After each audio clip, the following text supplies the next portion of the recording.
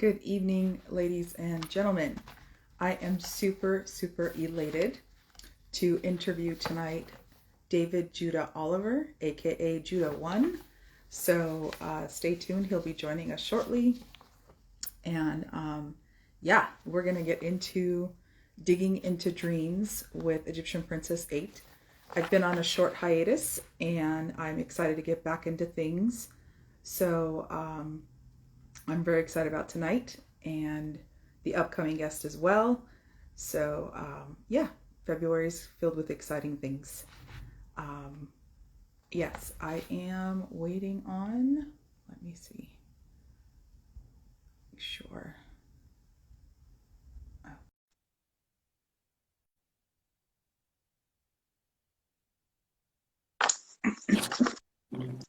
Judah, What there up? you are. Hey, How you doing? good. How are you? I'm well. I am Awesome. well. Am Awesome. I facing the right way? You Has need got to pick your phone. Yeah. Let's see. hold on. No worries. Take your time.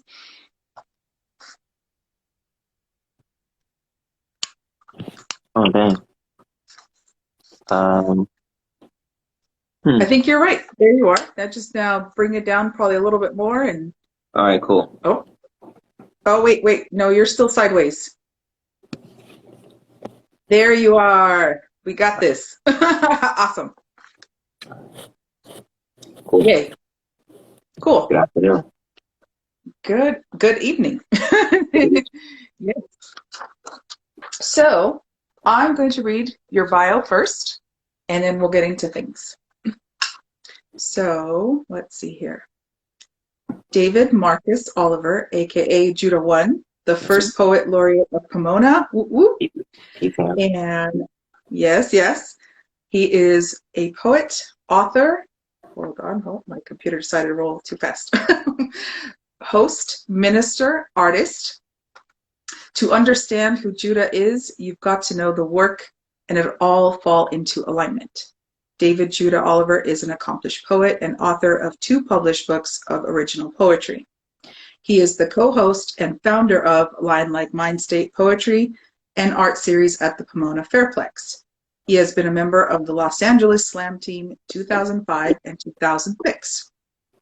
Coach and Slam Master of the Empire Mind State Poetry Slam Team of Pomona 2009 and 2010, leading his team of poets to the 2nd in the nation. As an entrepreneur, he owned and operated the now legendary Machine Pomona Art Gallery in the Pomona Arts Colony from 2011 to 2014.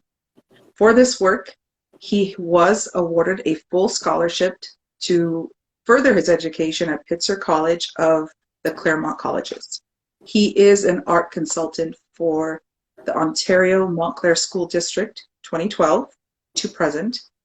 David Judah One has taught poetry at every level of education, spanning kindergarten to college and university workshops, even beyond bars and barriers as an art instructor for the prison education program, teaching poetry to inmates at I'm talking too fast. Teaching poetry to inmates at Chino Men's and Women's Prison, Norco Rehabilitation Center for Men, and including Camp Glen Rocky Detention Camp for Boys, San Dimas. He is also a licensed minister and has officiated 13 weddings. Wow. 15 weddings now. 15 weddings and a funeral. Okay. Oh, yeah. Yes. Okay. I have to update the website. Yes, you do. So awesome. So awesome. And as you can see, I'm rocking my Line Like Mind State necklace. Yes. Word up. Yes, that's right. So who are your biggest artistic influences?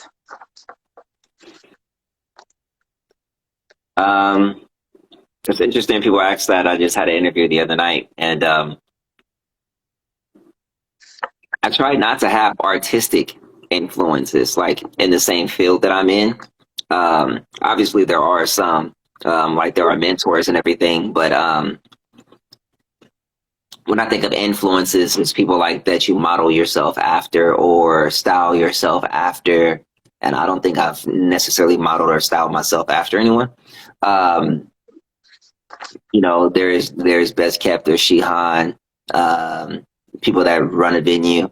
Those are people that I look to. That's pretty much it. Okay, Who influences me. Yeah. that makes sense. Describe how art is important to society. Mm. Art informs society. Art investigates society. Art confronts society. Um, art can help balance society. Um, art can help give society meaning and definition, redefinition, refine it. Um, art can re-educate a society. Yes. What literary pilgrimages have you gone on? That's an interesting question. A couple of treks come to mind. Literary privilege, and more like studies for me though. I got the collection of Khalil Gibran over here, so I guess that's a literary journey. Old Testament and the Bible. That's my major literary journey. Um, what else I got over there? I got a lot of religious books. I don't necessarily have like novels or anything like that. So my literary journeys are all spiritual literary journeys. Um, yeah, that's that. What about even for say like your own journey that you've traveled when you're writing, like throughout the years of writing? You took a journey somewhere to develop your writing. Would you say? Internally, um, Mm-hmm. I took journeys through my mind, journeys through my spirit, and journeys through things that I've learned and correlating that, letting things go that I learned that I thought was true by learning new things that are true. That's difficult. Um, what other journeys? I had a journey of hunger. I had a journey of couch surfing. I had a journey of, machine Pomona, and now I'm on a journey of, a major climb up. I give thanks. Right, Yeah. right. hmm What are common traps for aspiring writers? Sounding like your influences. Mm-hmm. It's a Mm-hmm. common trap. Um, you'll have a venue with a popular poet, and then you'll have 10 poets that sound like that person. You'll have a poet out doing workshops, and they're not necessarily teaching people how to write in their voice. They're just teaching people how to write in their style. And then you have 10 other poets doing this same style and sounding the same. I forget the question. I forget the It's question. what are common traps for aspiring writers? And you're answering it. Yeah, That's yeah, absolutely true. yeah. I love That's a that. that's a very common trap, and not believing in yourself is a common trap. But then Mm-hmm. also um, having an overinflated sense of self. Yeah. You Yeah. know, that's Yes, a it's common true. trap too. That's a common trap too. Because you're Yes. you're dope at home and you're dope on your block, and then you come out to the venue and you think you're still dope and you think you're so and so, and no one knows who you are. You know what I mean? Right. So I think that's a common trap as well. That's true. Very true. Yeah. Yeah. We've seen that on the microphone, definitely. People that come and have a little bit extra chip on the shoulder, and you're like, okay, go on with your bad self. So, Mhm. yeah, absolutely. That happens. Um, what was an early experience where you learned that language had power? Ooh. Me and my mom were driving down Crenshaw back on our way home to Inglewood, and um, the Nation of Islam will be out there preaching right outside the Crenshaw Plaza. And I met her right down the windows. I wanted to know what he was saying. I might have been about 4, maybe 5. She always reminds me of this because he was talking about a lot of science and you black man are this and you're God and all kind of stuff he was saying. I forget the question. what was an early experience That where was you my early met the poet? influence. Hmm. Ministers. But that dude in particular, the Nation of Islam dude, forcibly telling people, yo, man, this is who you are. Right. Yo, this is who you are. People just passing and like, yo, this is who you are, man. I just saw that as like love. I just saw that as Mm. love. Like it was hot. He in a suit with papers and pies. You know what I mean? Right. Um, the church I did go to, 97th and Prairie, is a Baptist church. Ebenezer Baptist Church, I think it is. I got baptized there, but I was very young. But once again, the ministers, that's the power of the word right there. Um, there are ways to unlock things mentally and things spiritually by Right. how you say them, by how you Right. say it, not necessarily what you're saying, just how you say it. Yeah. And there's a science to it and there's a way to it. And sometimes they don't know the science or the way, they just fall in the spirit of it. And it's the same thing too. And so, yeah, that was my real like, yo, this is some powerful stuff going on. Hmm. Right. The Right. word. Hmm. When did you find your passion for poetry and becoming a writer, poet your dream? Huh? The last poet, my dream.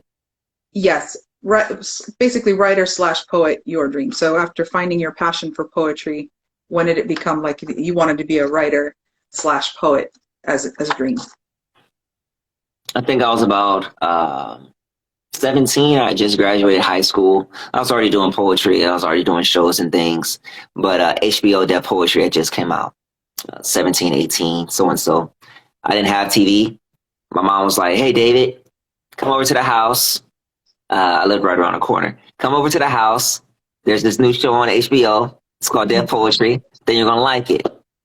All right, turn it on. A lot of people are there are from Deaf Poetry, or not Deaf Poetry, the Poetry Lounge, who I know now but did not know then. I had just started going to Dim Lights, maybe for like a year, but not even that whole year. Like maybe just like 3 months of that year. And then I was in school and other things. I didn't really go out too much after that. Um, Question? What's that question? So when did you find your passion for poetry and becoming a writer slash poet your dream? So yeah, about 17. NQ Adam Mm, got on there. yeah. NQ got on, and he talked about um, when hip hop was fun, and having like a sour face and MCs, this and that. And I was like, Mom, that's it right there. Like that's what I'm doing. Like now you can see what I'm doing, but that's what I want to do because it was a whole different level.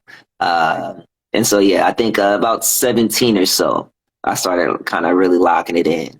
Kind of really locking it in. I also dated a girl, and it, at that time, and her sister was dating a guy, and they got married. And I was like, I think I'm going to quit poetry pretty soon, because it was at the top of the recession. The Iraq War was just going on. We had just invaded Afghanistan, so I'm talking about 20 years ago, Mhm. and I was 18, and I could not get a job. So poetry Mhm. wasn't making it happen like that. I didn't live at home. I haven't lived at home in 23 years. And so it wasn't making it happen like that. And he was like, well, I've already been doing it for a while. And it's the only thing he's known me to do. It's like, well, what else are you going to do? Mm. What else do you do? Right. Now I do lots of other things. But then it was really confronting, like, damn, what am I going to do? Like, this is really what I've been locking in now for 3 or 4 years. Like, this is not my identity, but this is definitely adding to who I am, and an identifying mark on my life. And Hmm. so that's when I was like, okay, I'm gonna really stick with this thing. I'm really stick it through. Awesome. Do you view writing as a kind of spiritual practice? Yeah. In as much as prayer is you acknowledging where you are and being conscious of what you're doing. Um, I write a lot of personal processes, personal spiritual poems of, delving into this and coming back out and delving into that and coming back out. And, oh, I learned this and here's what it sounds like through my filters. And I still keep my filters so I don't get what I would consider to be lost. Yeah, I think I answered that one. Yeah. Do you hide any secrets in your books that only a few people will find? Absolutely. But that's not necessarily I hide them. That's just, some things are for people that know. That's just it. Some things are for people that know. My poetry has always been like that. My poetry has never been straightforward. There are other poets that are like, yo, you write too dense or you write over people's heads. I'm like, my stuff is not for everyone. It's not supposed to be. Me and Nikki Black used to say all the time, we used to travel together, do poetry. We're like, poetry is for smart people. Poetry is not for everybody. But then again, poetry is for everyone. Like, you make it accessible for everybody. But then there are some things you gotta come up here and get it. Come up here and get this. Come up here and get it. I gave you some hints.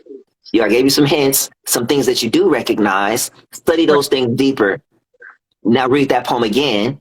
Now, damn, what did it say? Holy he went in. Right. In. Absolutely. He went in. Mm-hmm. Yes. So, yeah.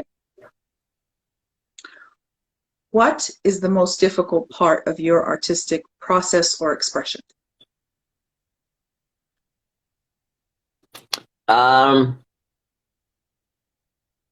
My poems that are the most difficult part. Like, I write from like a mental place and sometimes emotional place. Not really the emotional place too much anymore. But I think my challenge is that I don't force my poems, which does make it easier, but makes it harder. Like when times of like deadlines, like I'll have 2 or 3 weeks to write a poem for an event. And I'll draft some stuff and I'll have some ideas, and it's not a laissez-faire attitude, but it's not ready yet. I'll let it come. And that's the difficult part for me, is letting it manifest, because often it happens the night of, the night before, the morning of, the hour of. Then I have a whole poem, the hour of, and it'd be a banger, but I can't perform it the way I would like to. That's the difficult part, because it's new. And I think that's fresh about myself. I think that's fresh about the type of vessel that I am, that I'm allowed to be. But then it makes it difficult. It does make it difficult. It's not so much last minute, but it is, don't worry about what you're going to say. Don't worry about it. Right. And then let it come all together at once. And that's difficult, because you want to control it more as a creative. You want to control it more. So that's what makes it difficult. The lack of control in the spirit, in the creative moment. But it's also kind of, it's fresh. It's fresh. raw. And it's raw. So that's the beautiful part of that. Because I've witnessed you tell, like, live, like, I just wrote this, I finished it this morning. I've heard you say that. And it's like, that's awesome. Like, this is raw. And that's the beautiful experience, because not everybody gets to hear something that was just written, instead of it being practiced and you know this poem, you've read it 10 million times, and you know what I mean? It's totally different. So it's a good experience for someone just from the outside listening, because they're getting a chance to experience something, that's like, wow, this is just, was birthed today. It was birthed right now. Like, that's awesome. So that's always fun too, for a person to see that side of you as an artist versus the polished and practiced and, the pieces that we know. Yeah. So what piece of advice would you tell your younger self that you wish you knew?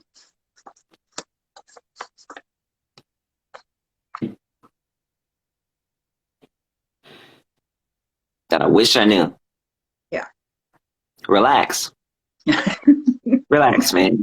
You can relax. You can relax. You're better than you think you are. You're better than you think you are. Yes. But you're also not as good as you think you are. Yeah.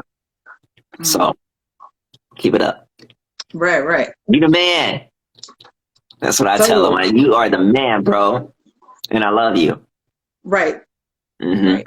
And Yeah. thank you for your discipline to get me here today. Mm, I'm mm. grateful for you. Hmm. Right. Hmm. Absolutely. That's awesome. The younger Yeah. me was a soldier. He's a soldier. He put it Mm, down. Word up. mm. Absolutely.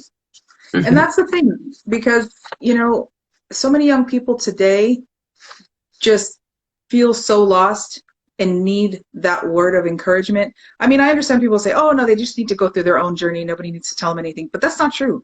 If you can save someone and just give them a couple of words of encouragement and wisdom that they need, I think it needs to happen. You know what I mean? That's why I like this question so much, because we're older and we have that wisdom to pass on. And it's like, I feel like it's our part of our passion and desire as teachers and instructors of, art, to do that, to help people. So yeah. Yeah. Who's the one person, living or dead, you want to spend the day with, and where would you go? My friend Jonah, my best friend Jonah. He died when we were 16. Where Mm, would we go? A long walk. Long mm, walk. That's it. mm, mm, mm. So, fun facts. Top three favorite genres of music, foods, and colors. Top three favorite genres of music. I mean, hip hop. Mm, After that, it's like Afrobeat music. mm-hmm, mm-hmm. Um, and lo-fi. I like stuff without words. So like lo-fi hip hop, lo-fi jazz, bossa nova. Mm-hmm, Mhm. mm-hmm. Yeah. Mhm. Okay. Top three foods, favorite foods. Chicken, What kind of chicken? barbecue, barbecue brisket. Okay. I like barbecue brisket quite a bit. Yeah. Um, I really have favorite foods. I don't know. Sweet potato pie. That's a dessert. Favorite food. I don't know. I'm really picky. I'm really picky. Um, I like Italian food. I like Italian food. All right. Okay. All right. I can't All name a right. dish at the moment. Top three favorite colors. I like purple because it's Mm, divinity and royalty. I yes. like green Mm-hmm. uh, because in Islam, like it represents peace. Um, and I like green is also like the color of growth, like that you see outside. I believe it's when you're looking at that, it's the frequency 740 scale or 540. One of Mm, those. It's the miracle note, and it's a frequency. Basically, it's the color green. mm. So I like purple, green, and browns, browns, burnt orangish stuff. Right, right. Stuff like Yeah. that. Awesome. Awesome. So let's just say you're one of these upcoming open mics that either you put on, or you go to an open mic and someone hears you and they've never met you before. It's first time hearing you, and they're like, you know what, this guy, I want to invest in him, and they want to give you $5 million. What would you do with the $5 million? Hmm. So, Mary, I have plans with non-disclosures, so I can't tell you what I would do because I have Okay. plans. I have plans for that. All I have a plan for that situation. right. All right. That, But that's that's but that's okay. I have plans for several situations. Okay. With 5 million, I would Mm-hmm. it's not so much that I would go and do a bunch of things. I think I would use it to uh start my own development company, like construction development company, buy all the Mm-hmm. equipment and everything like that. One, provide a bunch of jobs, very high paying jobs. but then I could build the things that I want to build as well. Right. Right. All the other things that I have plans for. Hey, Instead of paying someone else to do it, just right. put my plans down and get it popping. Okay. That's Mm-hmm. awesome. Yep.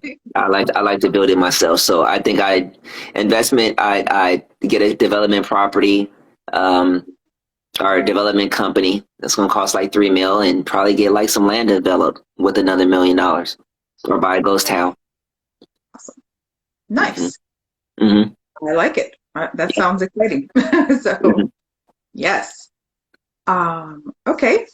So now, not just me, but everybody who gets to hear this now or later would love to hear you feature. So I would love to hear some of your poetry. You want to hear some poems? Yes, please. Some poems.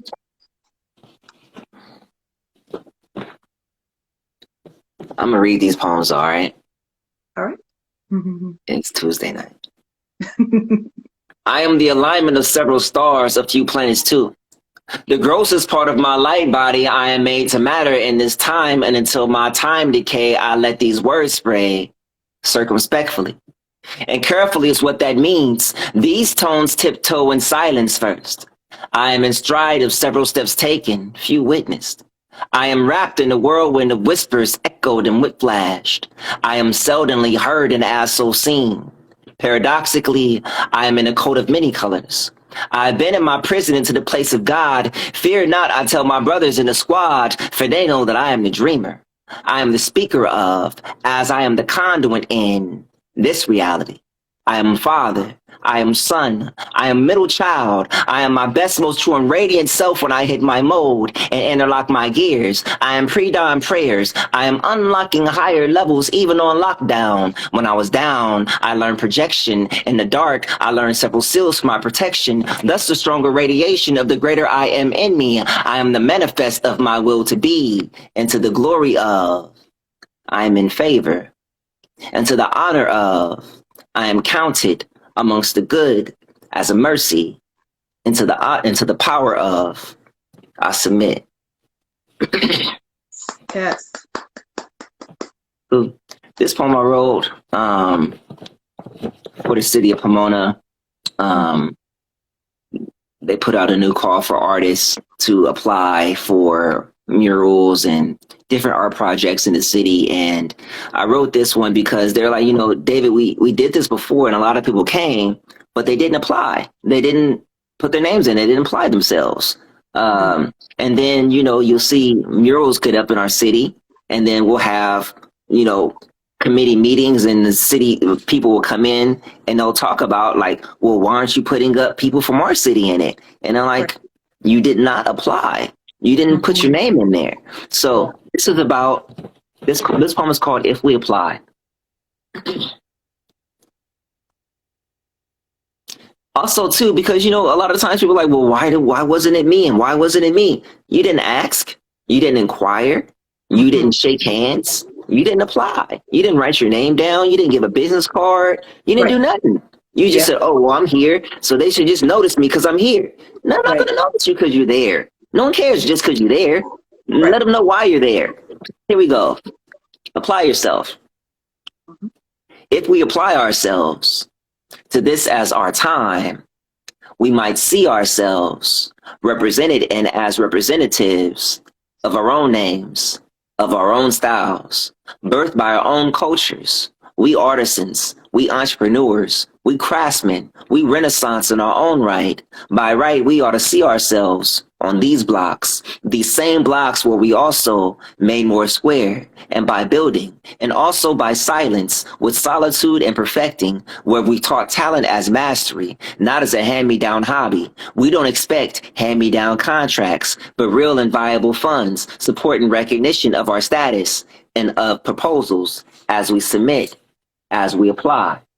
and realize just how much we already qualify for the roles that made us, now beckon our names and beg for 100 styles of Pomona's progress, running in the paint as poetry over miles of murals, also in art programs. Arise, art residents and residents, photo and print and apply to tell our stories, to share our symbols, to express self-soul culture, to be seen and heard. We might find ourselves living in a building with our own images. We might find ourselves listed as first and studied in this city as prominent and premier. We might still see ourselves here for 100 years, historic and protected as keys and legends. Yes, absolutely. Yes. Keep sharing that one for sure. For sure. Good. Let's see here. This poem is called Pomona's Poetry. This is piece. That's so awesome. I love that one. This is Pomona's official poem. Peace, King. Peace, peace, peace. If you guys got any requests, put them in the chat or whatever.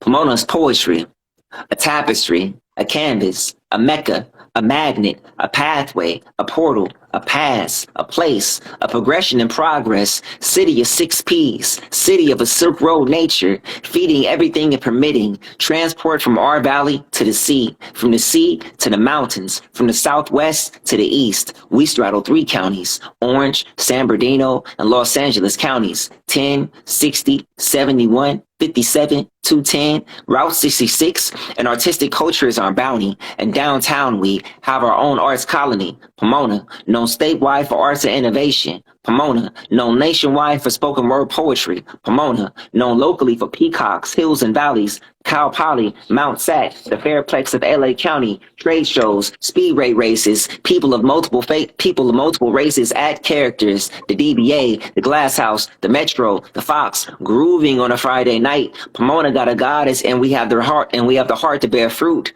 But we hold the spirit of hip hop and punk rock, self-determination and mindful meditation on crafts and side hustles. Pomona's poetry, Pomona's art and architecture, Pomona's progression. After a long acknowledged pause, we have a new front and a united cause for peace, advocacy, equity in our arts and education. Pomona's parks are perking up to provide safe spaces for our youth and elation. Gold line connecting us to more community and economic opportunity. This is the new Pomona now. Let's get with the frequency. Yes, absolutely. I love that piece. Cool. We got more time? Yeah, we have more time. All right. I'll do 2 more. Okay. I don't know what those 2 are yet. Let's see. I'll do this one. This one I wrote for my red carpet reading at the library, and it was the last poem that I wrote of the 7. It was a 7 series, and the last poem that I wrote of that 7 series was 2 hours before that event. And so and I was talking about my position as the Poet Laureate, and also it was kind of like the poem that I wrote about applying yourself was piggybacking on this one, because I am the inaugural laureate, and there have been other poets before me. No, not laureates in our city, but poets before me, better poets, more published poets. So it's just the fact that asking for what's available, knocking, it'll be answered to you. So here we go. Had it been available before, I availed in the thought of attaining the very thought that I was thinking before it became available. On the road mapless, I find myself as if on a course charted, knowing by some correlation I am familiar also to these constellations. It is after unrequited seeking, still alone after accomplishments, asking myself as they also ask me, how much more? I used to ask the Lord the same when I was poor. Today, in another long one, my stone turns feather. But I know soon I'll go stone again, until I multiply myself into a better building. As I build the self, I find the deity again. Face to faceless, consciousness to unconsciousness, and an awakened dream. During a meditative state, I achieved step by step, and so by walking, and so by feeling, and so by listening. I spell a spell that causes a door to become available, or maybe as I chant my chant unto the Lord, it is I that becomes available, or maybe as I chant my chant, I become worthy of sight, even if only by holding the internal frequency with the intensity to bring it into the atmosphere. The Spirit of the Lord is here. First, may I be found following after, before some portions of goodness and mercy, the same such as said to follow me. Mm. Had it been available before me, another would be seated. Had another asked before me, perhaps this door might be available to them. But only if also another could think my thoughts. I think not. I still ought not to assume that the desire to think this way could not have just as easily been given to another. Mm. Ta-da. That's it. Yeah. Read poems on a Tuesday night. Awesome. Thank you for sharing. Okay. And I do want to just say, thank you for being on Digs into Dreams with Egyptian Princess 8. It means a lot that you are on my show, because, I've just watching you over the years, what I've learned just by just watching you, not just necessarily conversations. And we've had conversations too, but it's such a joy to learn from you, because, I think of you as one of my poet mentors. That's how I view, you. And I also think of you as a younger brother too. So, kind of interesting twofold. But so it's like I look up to you, but at the same time, like, now this is my younger brother that, I care for, and I want to see you thrive, and I want to see you prosper, and I want to see you continue to build in the community, because that's who you are. You build community, and you've always had a heart for serving others and helping people, and that's what Machine was about. And as you continued your journey going elsewhere. So I thank you for that. And that's why I'm doing this particular show. It's to talk to different artists and have them talk about themselves differently, in a different fashion, just more relaxed. Like, who are you? Because people come and get on a mic for 5 minutes, but you don't know them. You just hear them for 5 minutes. That's it. You don't know anything really about them unless you have a conversation and truly engage and want to be friends and all that good stuff. But sometimes you still don't unveil everything anyway. It could be still so much surface. So this, to me, I feel is important, to give people an opportunity to, like, give them their flowers while they're alive and be like, you know what? I thank you. I appreciate you. And open up and share with the world who you are. So that way we, continue to build, and we continue to get to know who you are. Word. So thank you. No problem. I shall proceed and continue to rock the mic. Yes, absolutely. So tell us where we can find you, where you're going, what's new and exciting happening, upcoming, that we can, join in. You can find me, look at my website, theartofdavidjudah.com, just my name and what I do. Theartofdavidjudah.com has all that good stuff on there, links. I have books, I have records. My newest book, my last book, it's called Child of the Sun, Man of the Moon. It's dope. It's how many pages is this thing? 111 pages. It's a book, not a chapbook. All right, check it out. It's available on everywhere books are available at, I suppose. Online though, not in the store. Also, check this thing out right here. I just dropped this record late last year. This is the first Laureate. I dropped it on Blunt Brothers Records. This is a vinyl, but the vinyl's limited. It's a square vinyl. You can't get this no more, but you can hear the album everywhere that you can hear albums, everywhere. So Tidal, Apple, Spotify, Pandora, all that. You type in Judah 1. Okay. Easy. Yes. That's how you can find me. Also, we are putting forward, I'm the first artist, activist, and residents at Pitzer College as well, concurrently. Woo, woo, Black History. So we're going to have the first annual, woo, woo, some more history. We're going to have the first annual Storytellers Art and Film Festival this year, April 22nd and 23rd. That's going to have a poetry slam on the 23rd of April. February 24th, we'll have our first satellite venue Lion Like at Pitzer College. This weekend, I will be at the Pomona Valley Artists Association on Sunday. That's at the Montclair Plaza inside the mall, spitting some poems. Check out my Instagram timeline thing for that. February 27th or 26th, Rancho Cucamonga High, Black History event. February 19th, Redlands University, whole bunch of stuff. theartofdavidjudah.com and hit my Instagram. Peace. Awesome. Awesome. Thank you so very much. I appreciate you, brother. It was truly a pleasure to have you on Dig Into Dreams with Egyptian Princess 8, and continued blessings to you, your family, and all the Lion Like, of course, people that are part of the journey, because you know it's a family affair. And so yeah, absolutely, blessings to everything. So much love to you. Thank you for being here tonight, and continued success for sure. And unto you, multiply prosperity. Thank Peace. you, brother. Thank you. Bye, Judah. I'll have you accept. I'll know how to get out of here. Oh, there it is. Yeah, the X.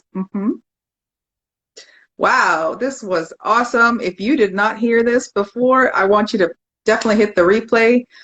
This has been a great, great interview. So much good information and just great poems. And he's truly a gem of an individual. You just got to get to know him and come, like, look up his website, as he said, and follow him. Judah1 on Instagram. If you haven't followed him, he is truly an amazing individual and he's doing great things. So this is a person about community and art, and I remember the very first thing I learned from him, art saves lives. That was such a big thing that we constantly saw at Machine Pomona. Art saves lives. So I'm so much in agreement of that, and it has saved mine too. So I'm so excited. And next week, join me for 2/22/22 on that Tuesday with Heather Parker. We're going to have a lot of fun on that day also. So please join me next Tuesday, 7:30 p.m. Pacific Standard Time, 10:30 p.m. Eastern Standard Time. Looking forward to the following Tuesday. It's going to be a lot of fun. So blessings to you all. Keep tapping into your dreams and visions. Much love and light always from Egyptian Princess's heart to yours. Good night, everybody.